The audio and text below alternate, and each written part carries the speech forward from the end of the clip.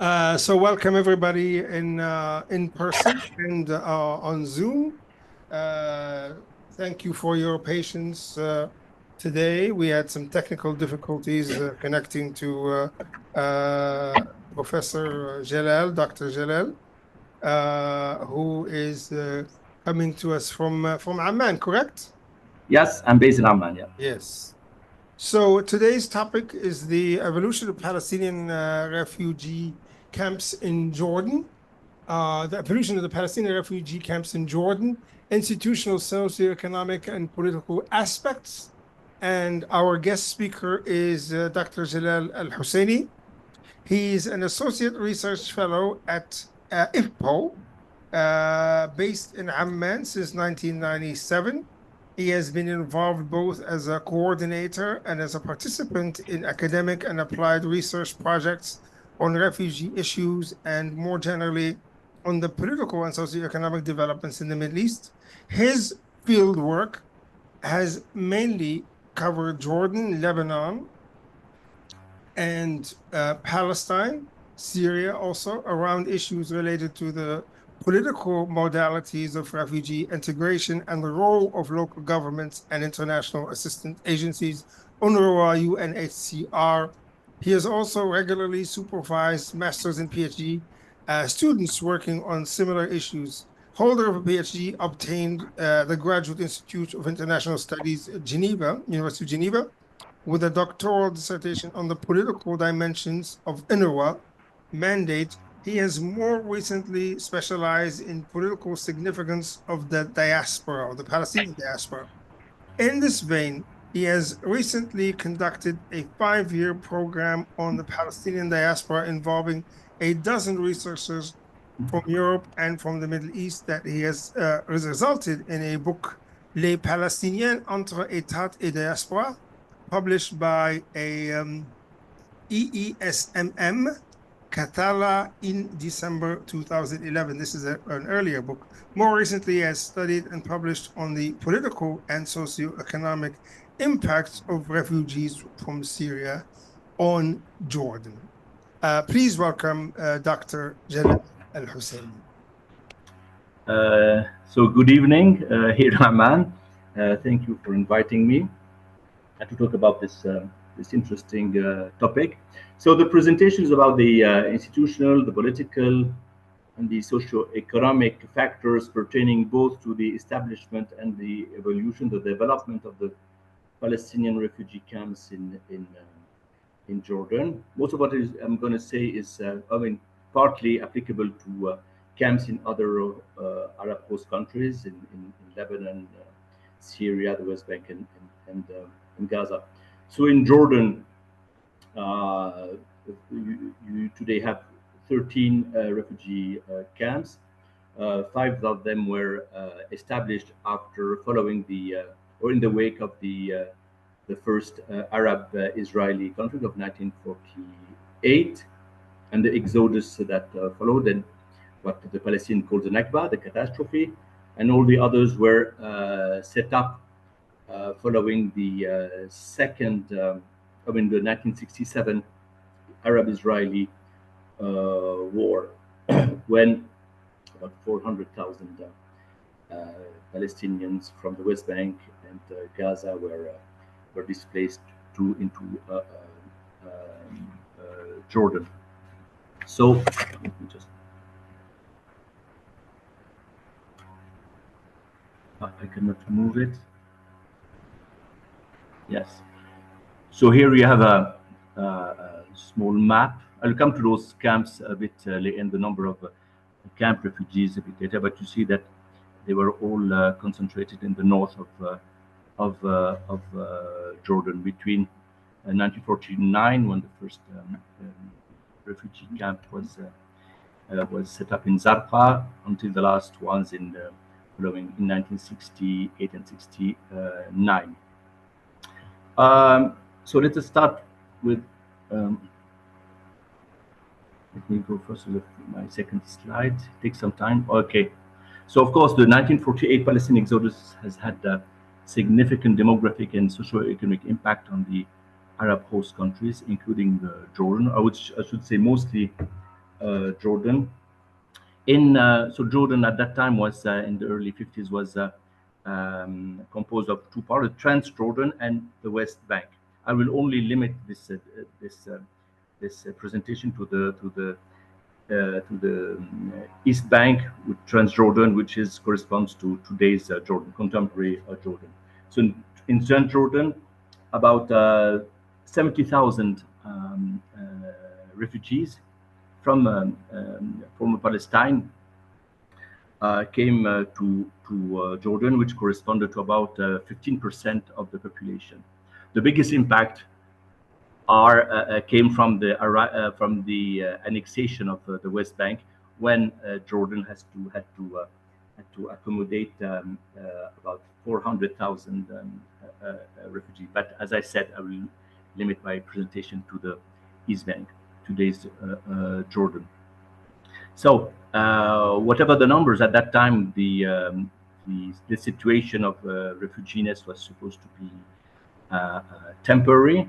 As early as December 1948, the UN General Assembly had put forward solution for resolving the refugee issue. Its resolution 194, paragraph 11, stipulated that those refugees wishing to go back to their home should be allowed to do so at the earliest practical time, and that compensation should be paid for those refugees who do not want to go back to their original homes. Pending the implementation of this resolution, so return of compensation, humanitarian assistance was provided to the refugees, who were almost all in need. So actually, three assistance systems have so far been put in place. In 1948, the Arab states were at the helm; they were the main actors, but they were overwhelmed and they could not cope with the challenge of providing assistance to such a large number of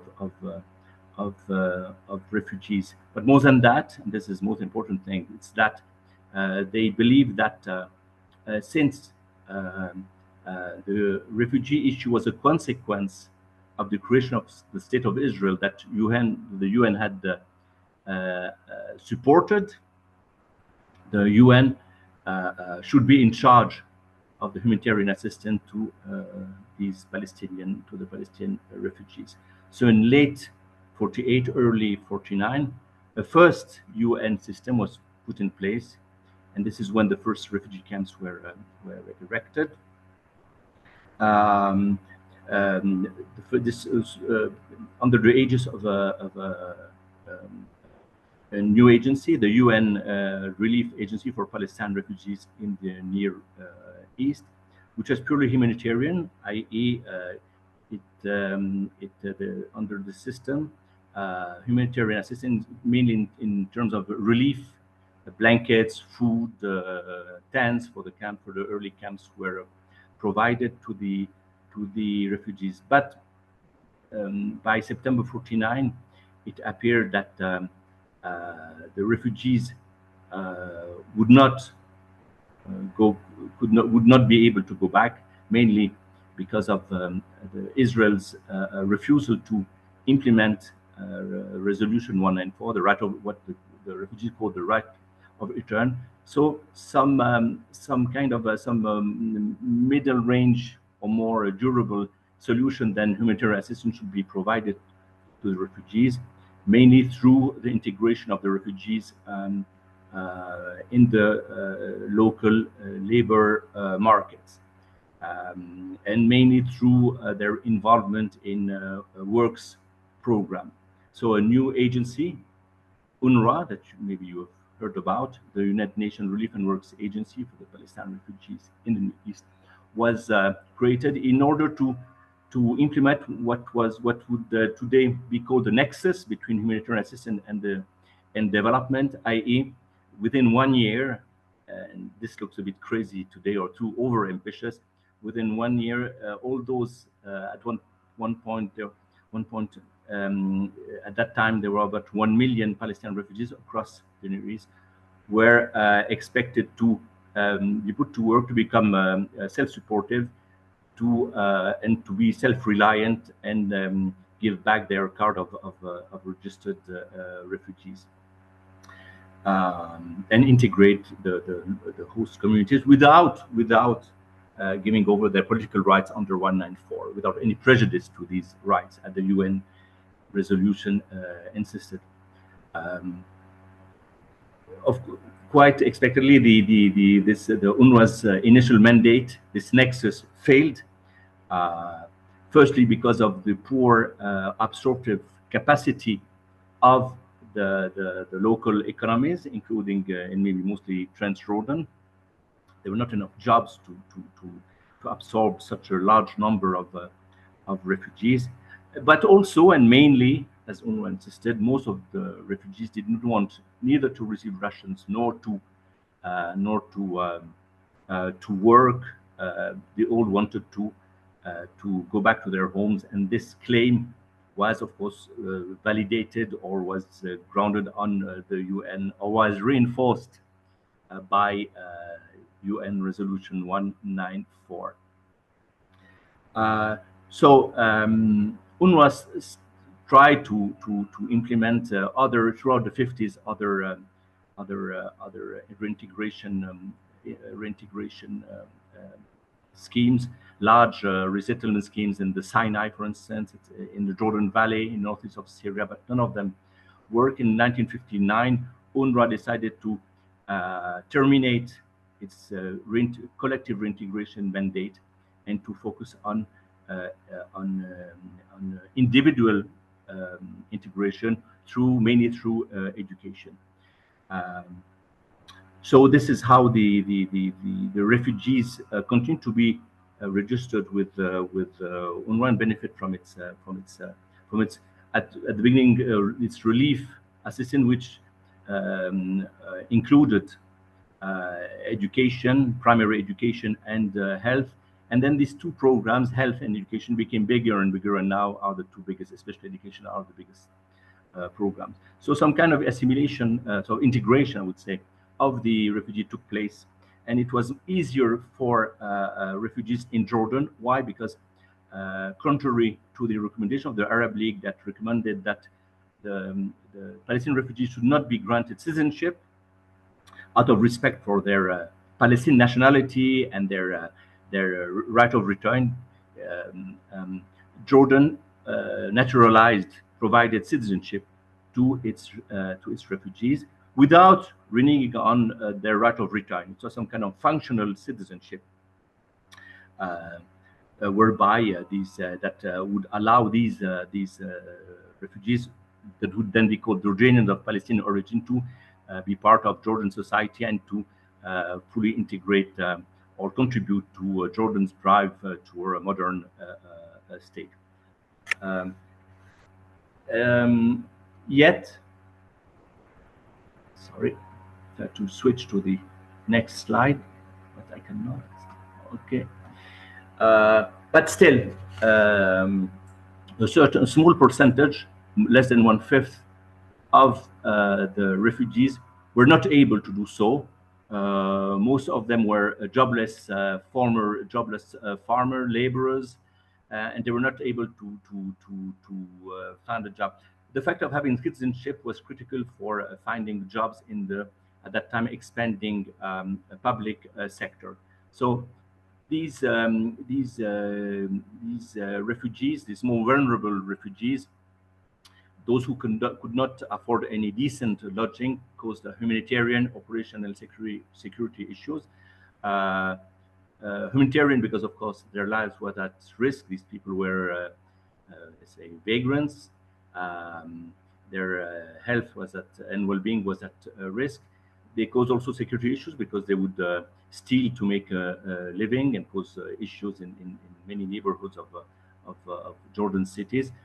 And also an operational problem, because there is nothing worse for humanitarian employees to track and to find these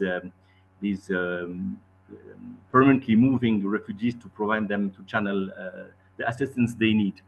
So it is because of those issues, it was decided as early as 49, even before UNRWA, to create to set up refugee camps, places where they would be under control and where it would be easier for humanitarian agencies to channel assistance according to their needs. So what are what is the definition of the camps?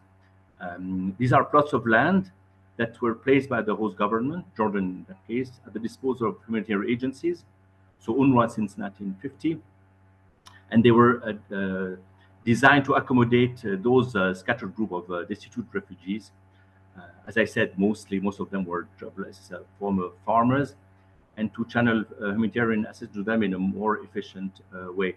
These camps, all of them except one, were erected on private land that were rented by UNRWA for a period of 99 years.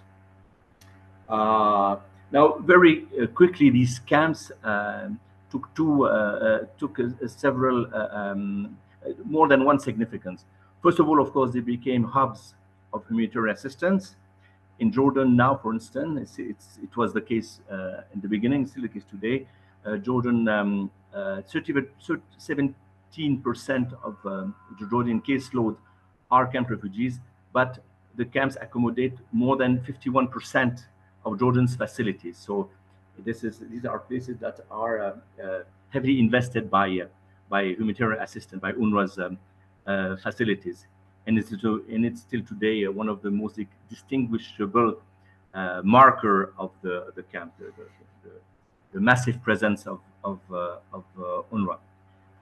In addition to the physiognomy of the refugee camps, I'll come to that later. The refugee camps also took another significant political significance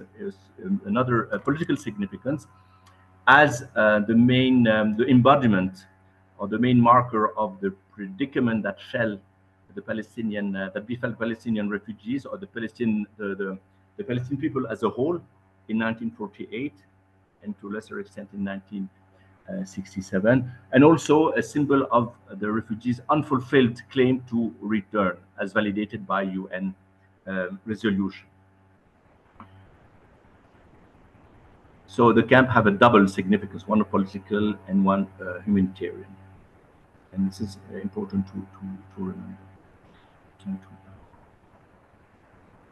Let me just move to the next slide. It's difficult. Okay, so because of the urgency of the insistence put by the refugees and the Arab host countries, these camps were also meant to be temporary, and the notion of temporariness is inherent in the concept of refugee camps. So there were many criteria that defined the refugee camps management. So initially, camps were tented camps and were only earmarked for the most vulnerable refugees. This is a situation that lasted until the 60s, when refugee camps became poor neighborhoods, and actually either UNRWA and or the host authorities lost control because of demographic growth, so they could not control who was coming outside and inside the camps. But it's still, as many studies have shown, the resident population is still much poorer than average. The localization of the camps is important. They were located in near roads leading to the main Jordanian cities, because, as you remember, as I said, UNRWA's mandate was here to reintegrate the refugees, including the camp refugees. And this is different from, for instance, the location of the Syrian refugees in Jordan. That were erected at a time when Jordan was against the inclusion of refugees, of Syrian refugees in the labor market, and they were located very far away from Jordan's employment basins. Temporariness meant also restrictions on shelter vertical expansion. This has evolved a little bit. For years, they were not able to build a floor above the ground floor, but with the demographic growth, they were then in the 70s allowed to build one floor and then two floors, recently two floors, plus some place for storage, half a story for a floor for storage purposes. Another criteria, it's criteria number 4, is that the camps cannot be extended for fear that they would be dissolved in the urban neighborhoods. And this is a problem because of demographic growth. I will come to it a bit later. Importantly, also in terms of management, the camps have always been administered by specific entities tied to the resolution of the refugee issue. UNRWA on the one hand, and special Jordanian governmental bodies. Today, the Department of Palestinian Affairs. So that means that camps are not included in the surrounding municipalities' development plans. If you look at the municipal maps of Amman, for instance, of Erbil, of the Jordan cities, you will see that the places of the camps are blank. They are not part of it. But from the beginning, the municipalities were asked to provide water, electricity to the camps, and they also participate partly in the waste collection within the camps. Then, from a social perspective, the camps have always had their specific social infrastructure. They have their specific CBOs. Many of them were created by UNRWA in the early 50s, just to keep unemployed youth and women busy. And then you have also many tribal and family leagues that is a reminder of pre-1948 Palestine. And this is what makes the Palestinian refugee, from a cultural point of view, so the closest thing similar to what was Palestine before 1948. So despite all these criteria, restriction on shelter expansion, non-extension of camps, etc., the arrangements with municipalities, there were significant gaps in the coordination between UNRWA and Jordan.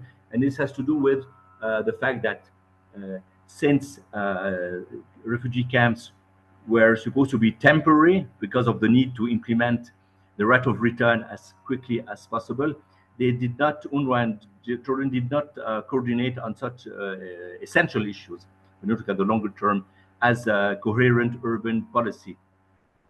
UNRWA, when in the 60s the population of the camps started booming, UNRWA said it's up to Jordan to devise, to organize the camps in a way that is similar to the neighboring neighborhoods. Jordan replied that no, the camps had been put at the disposal of UNRWA, so it was up to UNRWA to devise some kind of coherent urban policy. So as a result, it's the refugees themselves that took over, that did this in a very anarchic way, that developed their shelters horizontally and in very anarchic way, because there was without any supervision. And we'll see how tented spaces became urban slums. To the next slide. Okay, so before going and showing you some photographs of the camps, let me show you a bit the demographic growth issue in the camps. So you have on the left-hand side the name of the camps and the date of the year of their establishment.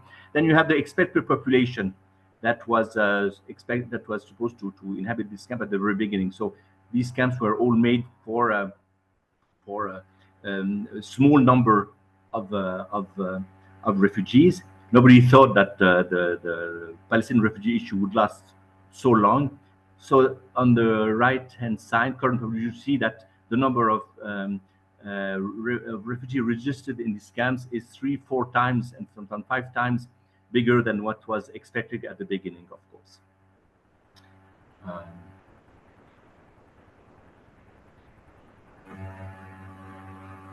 And which creates a problem of density, overcrowding, etc. I'll come back to it a bit later. Just to put Jordan in perspective, and comparing to the other host countries where UNRWA is operational. Usually UNRWA and the Jordan officials often focus on the last row, the 17%. Only 17% of the registered refugee population is lives or is registered in camps, and it's much less than what you have in Lebanon, where over half of the population lives in camps, and in the other host countries as well. But if you look at the absolute numbers of refugees who are registered in camps, you see that Jordan comes as number 2, just behind the Gaza Strip, and this is because, of course, Jordan is the main since 1967, and the exodus of 400,000 refugees in the wake of the 1967 war. So 70% of 2.6 million is for instance, much higher than 51% of 500,000 that you have in Lebanon. And even the number in Lebanon is much lower today. These are people who are registered. It doesn't mean that they live in the country. So in Lebanon, so 70%, yes, but quite a significant numbers in absolute terms. So Jordanian authorities play on both sides. So when they want to show to the international community how generous they have been, so that only 70% still live in camps, they insist, they highlight the 70%. When they want to show, when they need more money, and when UNRWA needs more money, they will to accommodate and to help the refugee, they will highlight the 420,000 refugees to show how that there are a large number they still have a large number of vulnerable refugees in Jordan. So this is the data game. So let me show you a bit how these camps evolved with some photographs. So I selected the camp of Baqa, the northwest of Amman, situated in the Balka Governorate. So this is the camp in these very, very early days. You see, it's a tented camp, and there's quite some space between the camps. Baqa camp was erected in 1968, following in the wake of the 1967 Arab-Israeli war. Then move to the next one. Then because of the bad weather, bad conditions, UNRWA and the Jordanian authorities convinced the refugees who wanted to go back to the West Bank or to Palestine, which had become Israel, that they should settle in more solid housing units. So the tents were replaced by prefabricated shelters. You always had, like in 48, 49, those who resist what they consider assimilation and to continue to live in camps, but this did not last. I don't know if I can go. So then these were replaced by houses, mostly constructed with clay, most of it. The photograph is below, unfortunately you won't see it. And then this is Baqa camp today, where these small houses have been replaced by by small buildings, small houses, and bigger, larger buildings made of cement, etc. And you see, if you compare this to the first photography, you can see it illustrates the density problem and the lack of recreational spaces, overcrowding, or all the ills that affect the environmental ills that affect refugee camps and their population. Last one. So this is the Baka camp today, looking from the hill, and so like it's quite impressive because the Baka camp is located in a rural area, so it really appears as an urban bubble within a rural landscape, and it looks really like it's a big slum populated by over 100,000 refugees today. So these are a few photographs from inside the camp. You see, because of demographic growth and the horizontal extension of the housing units, you have very narrow pathways. We even have stories of incidents where coffins, for instance, are. It's very difficult to move them out of the camps. So it's really a very dense places and very difficult to move inside the camp. Another one. Now you have larger arteries, which are used for also where people sell their things. These are real markets, and you find them in all camps, in the 2-3 larger arteries of the camp, which also allows camp residents to breathe a little bit, to have some oxygen. So, what are the impact of the camp's physiognomy? So, as I said, you have because of the uncontrolled horizontal extension of the shelter, you have very narrow alleyways. You have very few playgrounds, recreational facilities. They don't exist practically. So it's a problem for children and youth who have no place where they can play, etc. You have high levels of overcrowding, and with, of course, and this affects ventilation, sunlight, humidity, temperature, storage, of course, privacy not only within the household, but because of the density, every household issue becomes a community issue. In the camp, you have also, since a few years, because of UNRWA's chronic budget deficits, it cannot endorse the adequate solid management of the camp, waste management of the camps that are filthy and polluted. Maybe the thing that camp refugees suffer the most of are the social ills. These are places where you have higher unemployment and poverty levels than average, and with their consequences, as many reports have shown, gender-based violence, a lot of violence against children, and since maybe 2010, spread of drug use to the point where households are leaving the camp just to protect their children from violence and the spread of drug use. Of course, one of the outcomes of all these problems, that there is a real stigma on the camps and their resident population. Camps are represented usually as ill-famed places, a combination of backwardness and criminality. They are also, they have the reputation of being restless, with many political activists, and here in Jordan, people have the regime has not forgotten that the camps, the refugee camps, were the hotbeds of Palestinian resistance during the Black September events, when the Fedayeen, the Palestinian Fedayins, confronted Jordan's army.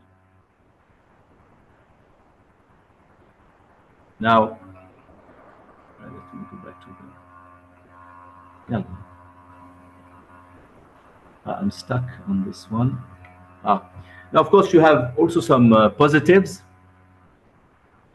In fact, from living in the camps, of course, the old basic and social services that you have in the camp, education, health clinics, and social centers, are at a close distance. So you save on transportation costs, and they are usually very cheap or free of charge, even. And this is why, since maybe 10, 15 years, it's also these camps also house poor labor migrants as well. I'll come to it a bit later. Another positive is the feeling, but it's being eroded. It has been eroded in past years, that camp residents feel they are part of the same family, that help one another, etc. So there is a kind of a strong cohesion feeling among camp residents.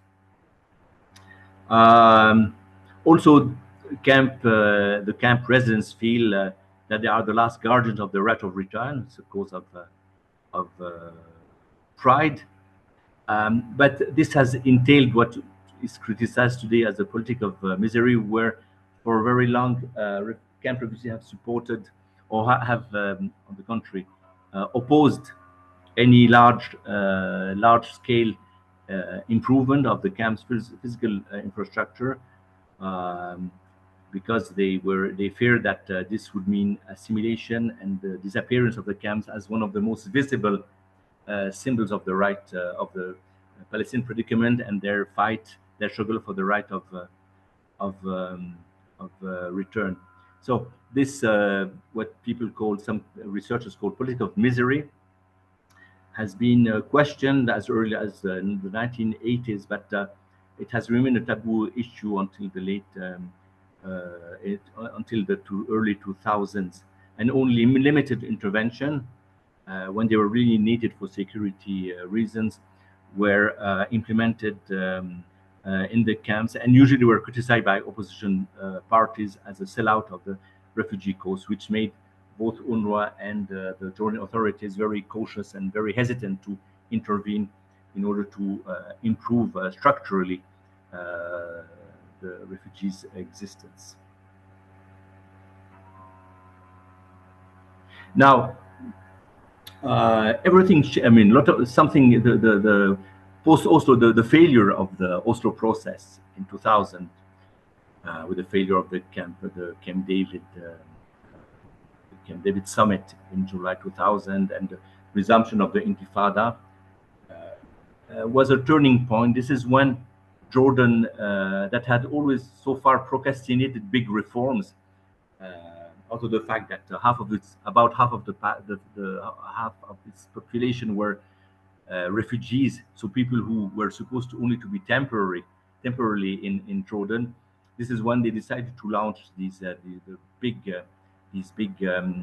reforms across the board, social policy, political parties, social services, etc. It was a message also sent to the Palestinians that now they should face a long-term, in principle, long-term stay in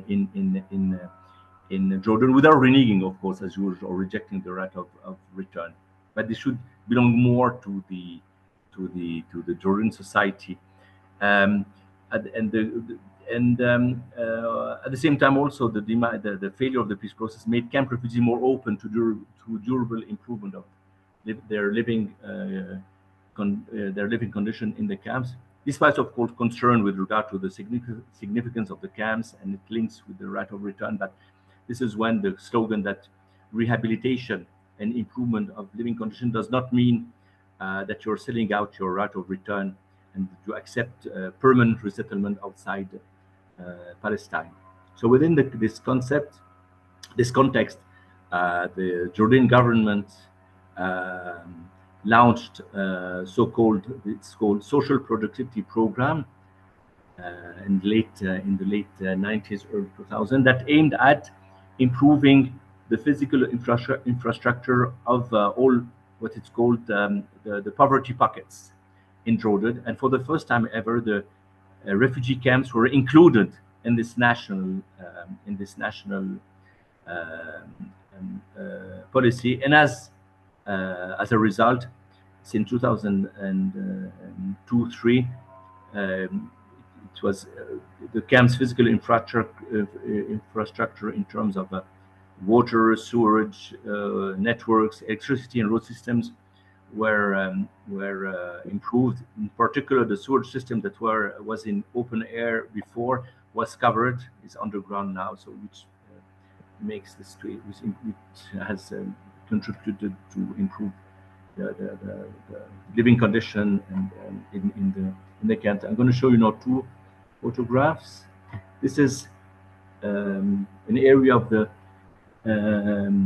Jabal Hussein camp that I took in one of my visits in Jordan. I was then living in Switzerland.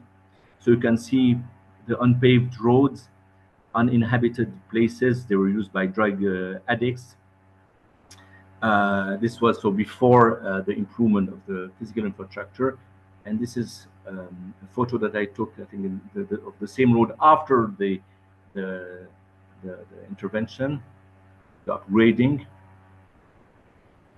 1 second.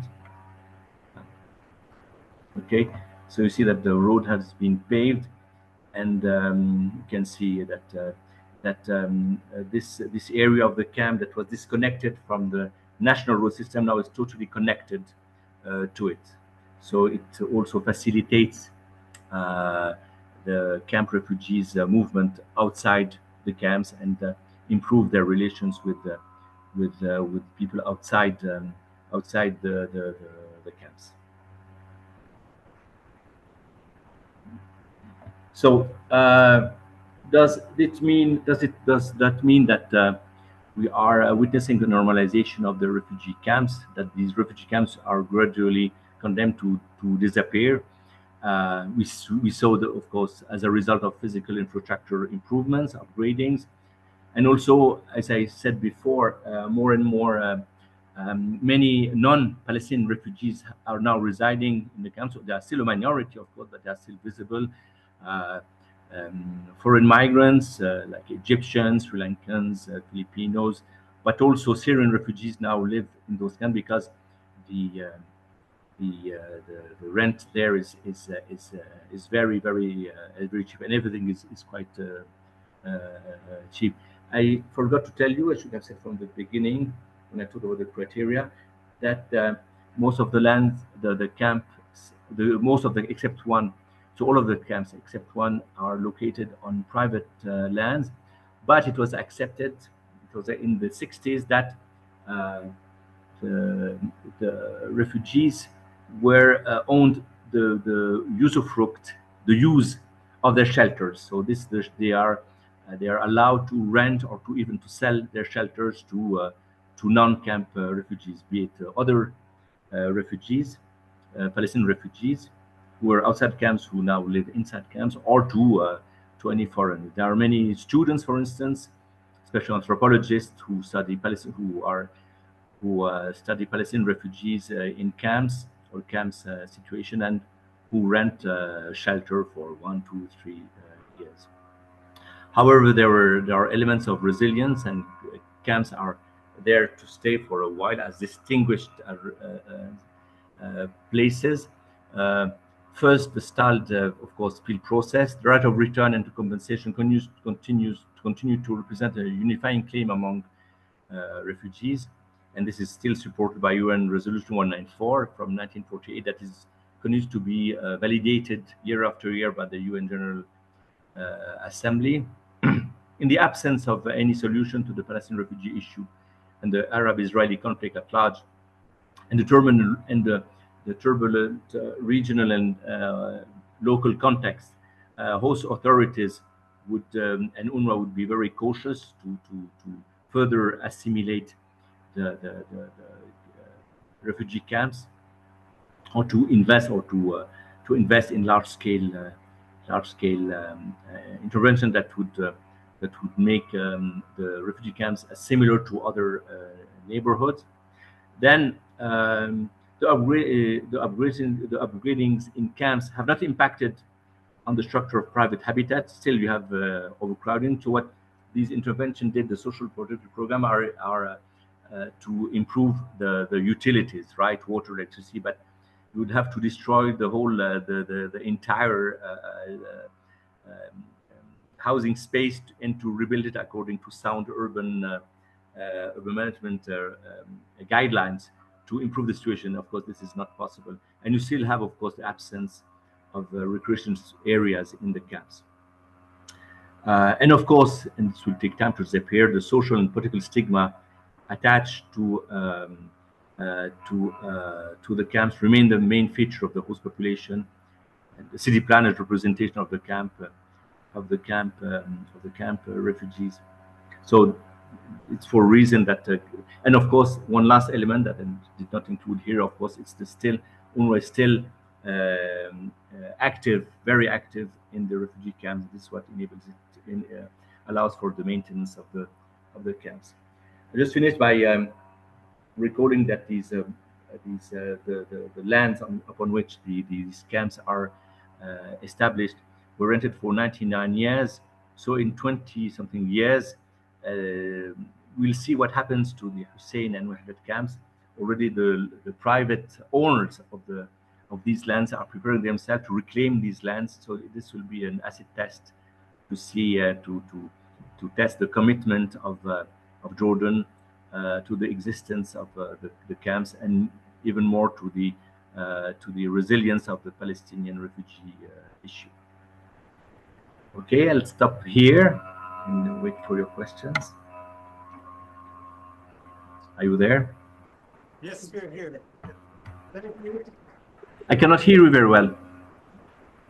We're here. Yeah, but I cannot hear you. Oh, we're here. Thank yeah, you very much. Thank you. Maybe we can do the applause one more time. Oh, Okay. Thank you. All right. Do we have any questions?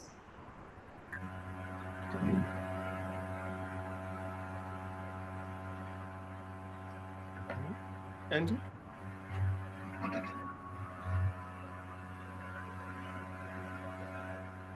I guess I'm curious, given how the lack of policy around the constraints for lack of better, the urban sprawl, how the individual residences are pretty much pushed up to each other. Have there been attempts to try and, or I guess, give some control, given that would be hugely restrictive on both fire and like emergency services on being able to get people in and out of spaces in those camps?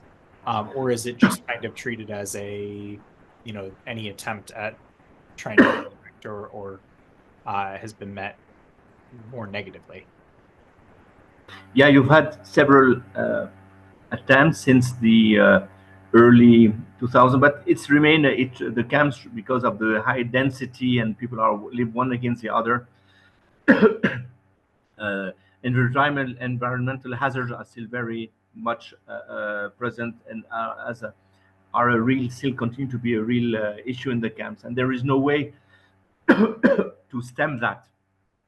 And still, the birth rate in the camps is much higher than elsewhere, so it's a continuous issue. Whatever the stakeholders or those who are willing to improve the situation do. The thing what should as city planners say, the only thing that should be done is raise the camps and rebuild it according to sound urban guidelines. Otherwise, these are slums, and these what the Jordan have been doing with the support of UNRWA since 2000 should have been done in the very early days of the camps. But as I said, none of the stakeholders want to take responsibility for that, and this is why we have reached. We are in this situation now. Questions? Any questions?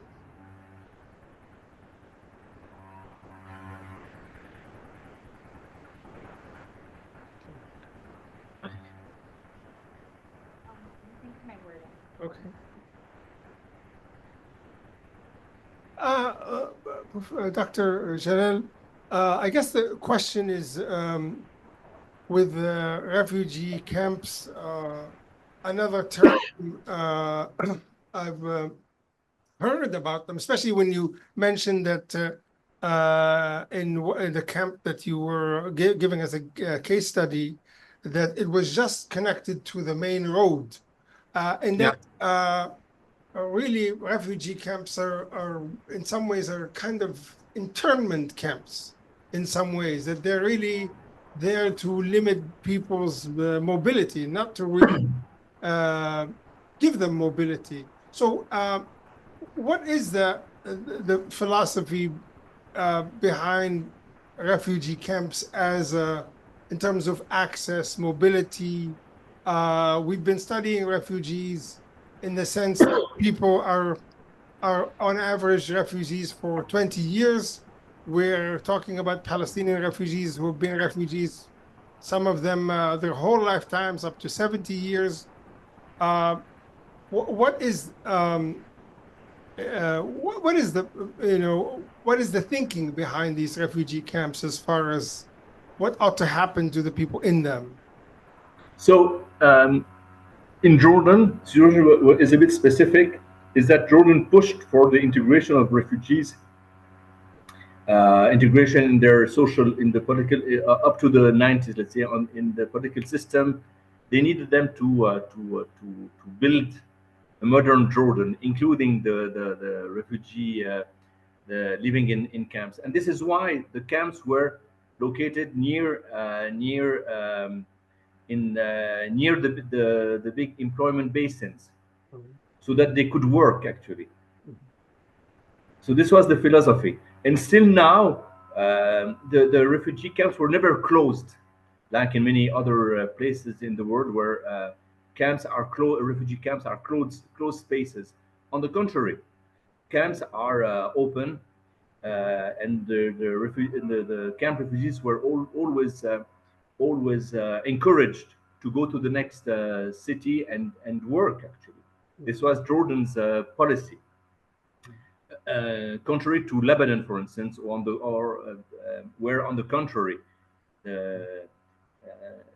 where the authorities have tried to prevent by any means Jordanian Palestinian refugees to work.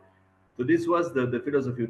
What the state could not do anything against was because of the poverty there, the lack of sound urban management, because of the widespread drug use among the youth, is the stigma that affects many people of the camp and keeps them as let's say, on the margins of Palestinian of Jordan society.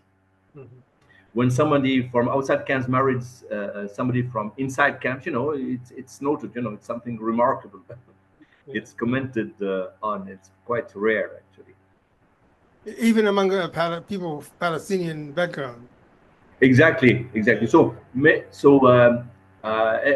absolutely. It's not a political thing. It's not an ethnic thing. It's a social issue.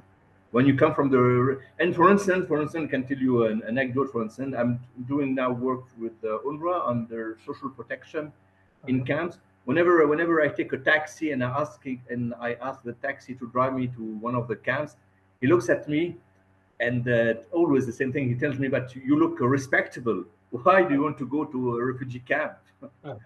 So I tell him, "I have work to do there." "Oh, okay, you're from UNRWA, etc." So it really is. It's heavily stigmatized. Yeah. Okay. My follow-up on that is that the citizenship that Jordan offered was for refugees from 1948, but not from 1967 or after.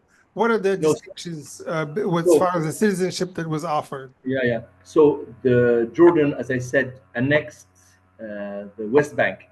So King Abdullah the First granted citizenship to all the Palestinians who were under its control and that became part of Jordan after April 1915 when Jordan annexed the West Bank. So this included the refugees on the East Bank and the West Bank, plus the the population of the original population of the West Bank. So this is 48. Then in 67, nothing much happened actually, because those who moved from the West Bank to the East Bank because of the Israeli occupation were Jordanians. So it didn't. They remained Jordanians. The big difference is that in 67, about 30,000 Gazans, now called the ex-Gazans, moved from Gaza to Jordan, and these were not naturalized. They were not granted citizenship, and this is still one of their claims. But the big thing with the West Bank is that in 1988, Jordan cut all its ties with the West Bank.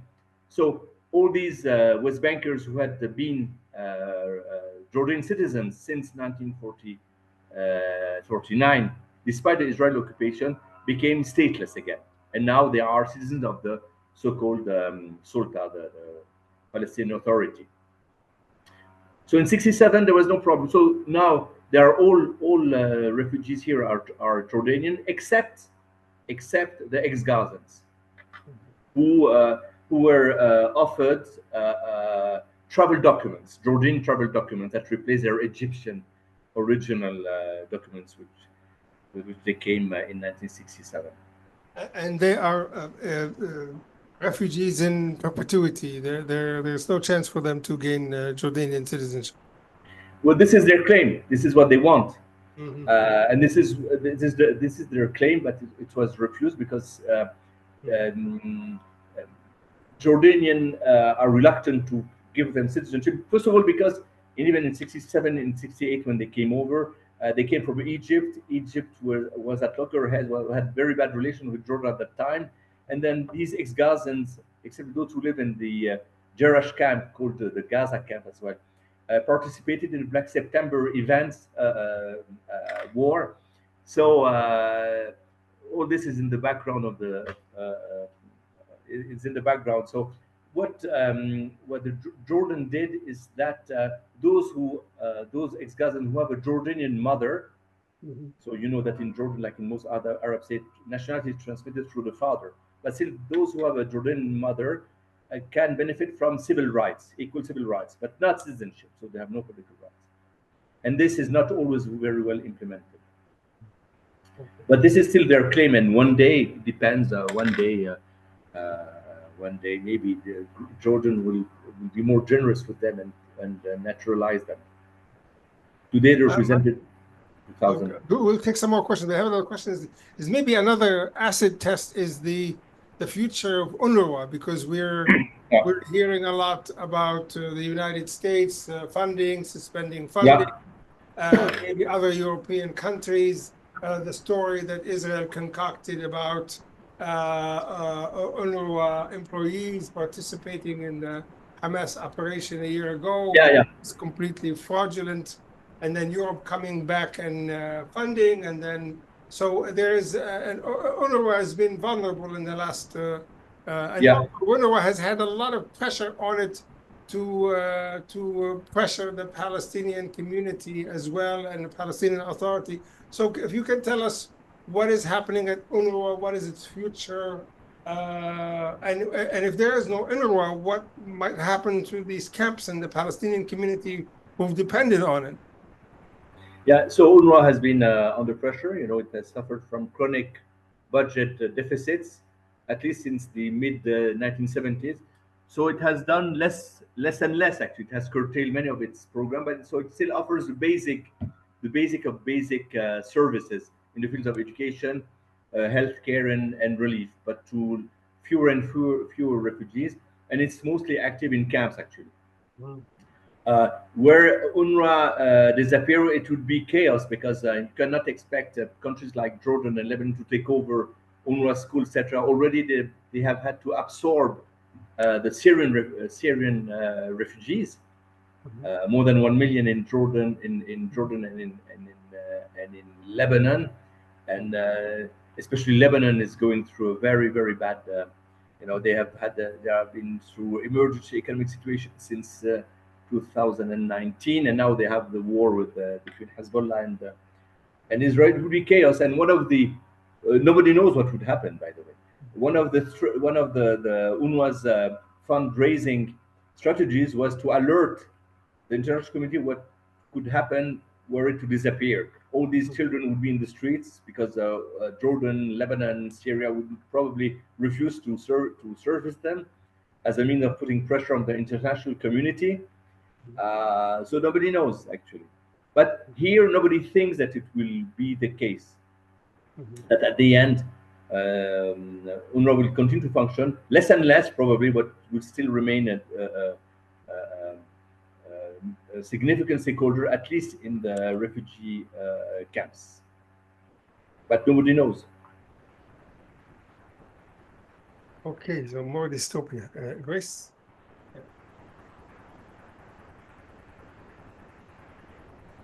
Can you elaborate a little bit more on the UN Resolution 194 and what terms exactly Israel did not comply with, and whether that resolution is still, like, what happened to it?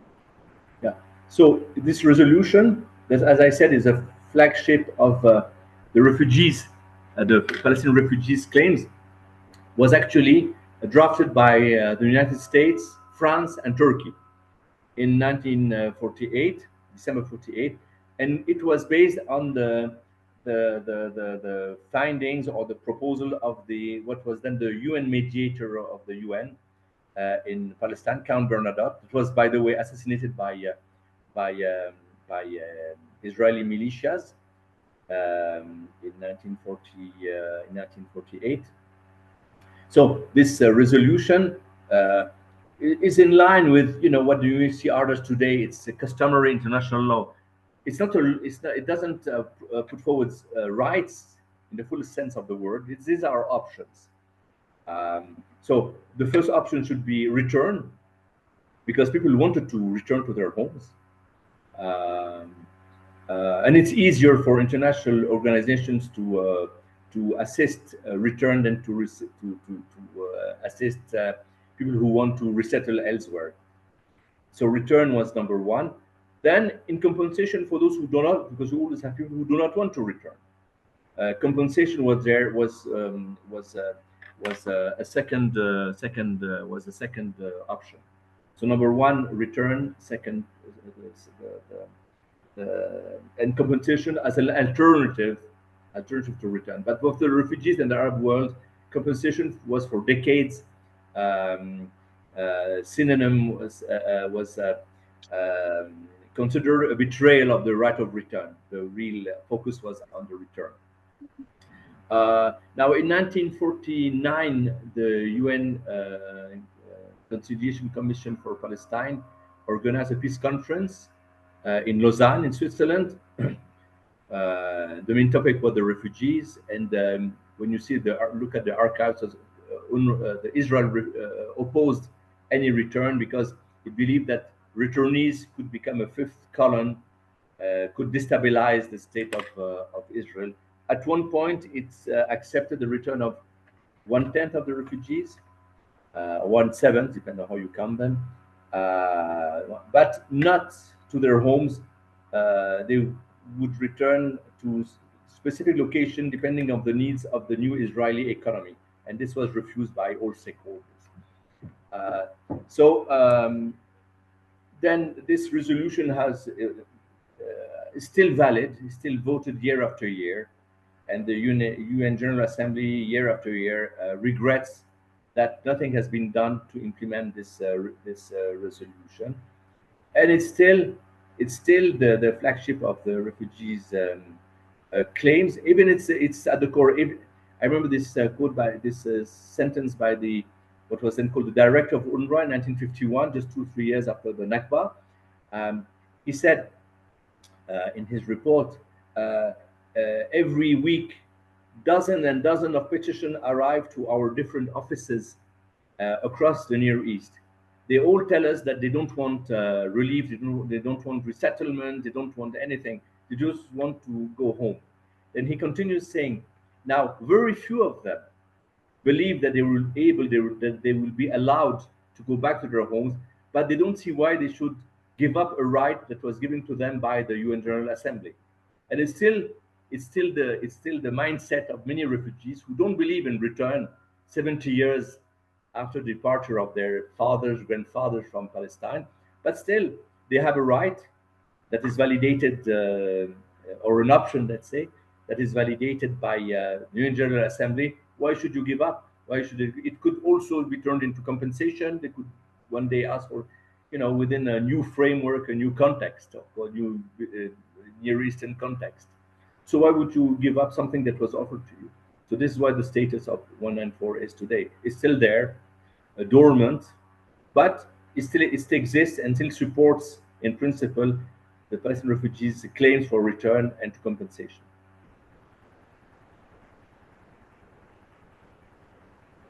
All of which were a bit defined, and it took the PLO decades before the Oslo actually to start working on those issues. When European diplomats were asking, okay, would Israel accept to return? How would you operate it? How would you implement it? They had no clue. So this is when they started working on it and prepare option for return. First, for instance, giving priority if this happened to the refugees in Lebanon, for instance, etc., etc. And they started also working on compensation, the sums that could be given to those refugees who would not go back to Palestine. But it's still something very abstract and not really decided upon. So yeah. So 70 years after the Nakba was still a bit. It's all yet undecided and undefined.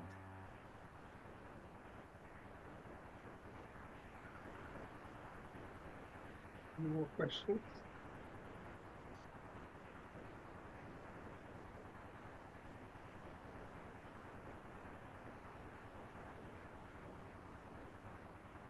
Okay, well, I think, yeah, thank you so much for your presentation. We appreciate your patience with the technology as well. No, it's okay. And thank you so much. It was very informative and very timely presentation for us. Excellent. Thank you. Thank you, Dr. Thank you. Okay. Okay. Bye-bye. Bye. Thank you. Bye. Bye. Bye-bye.